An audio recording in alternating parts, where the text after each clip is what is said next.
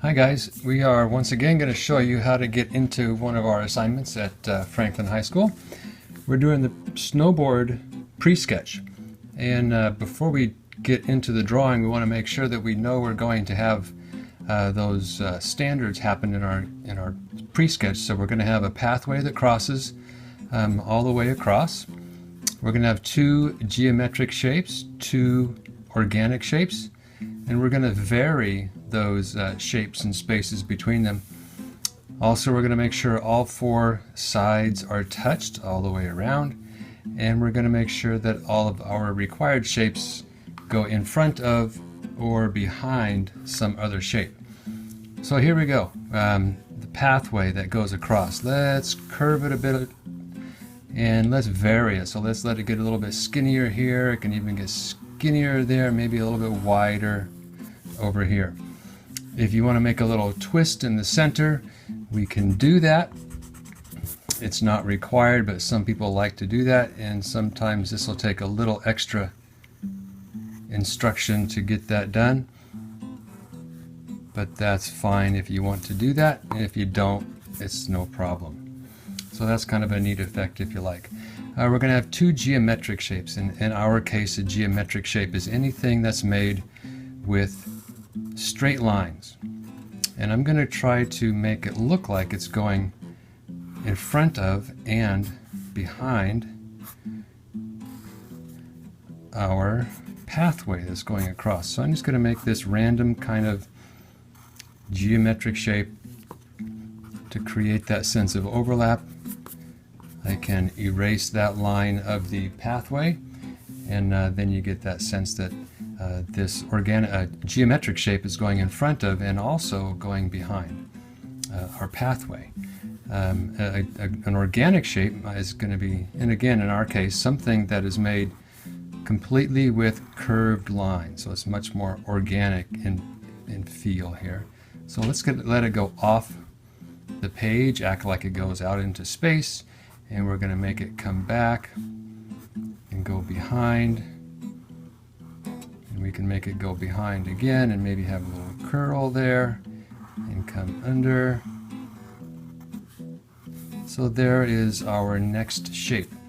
And after a little bit, it might get a little bit confusing, so I'll show you a way to make sure that that we can clear things up.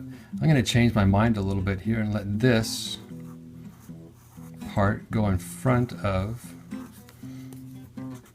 that pathway. So all I have to do is draw it over and erase the pathway, and then we have that in and out overlapping happening.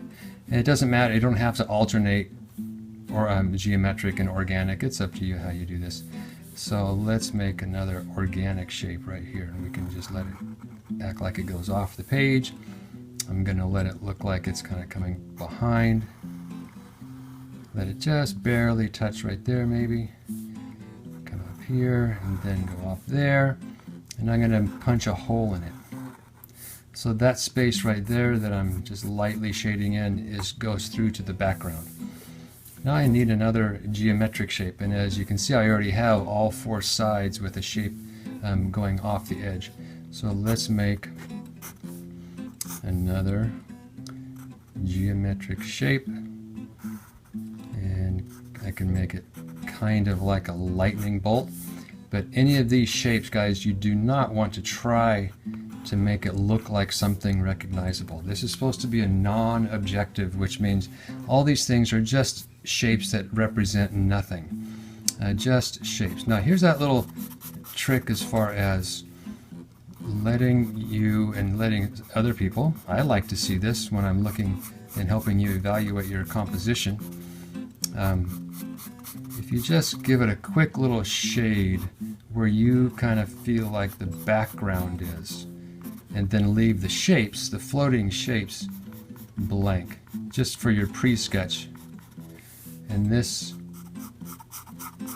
helps it be less confusing. You can clearly see where your shapes are compared to the background. So you can be kind of quick with this, but careful. Try not to get into your shapes, but as you can see, it goes pretty fast. So there's the background space, and also at this stage you can make, you know, lots of alterations. One thing you do not want to do is try to make lots of, you know, tiny little things. Don't go in here and make a bunch of teeny tiny little things. They get to be a real hassle to color later on. I mean, this is a fine setup.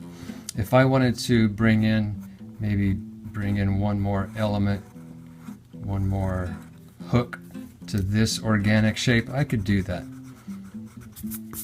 You know, and I could make other little alterations too if I wanted to.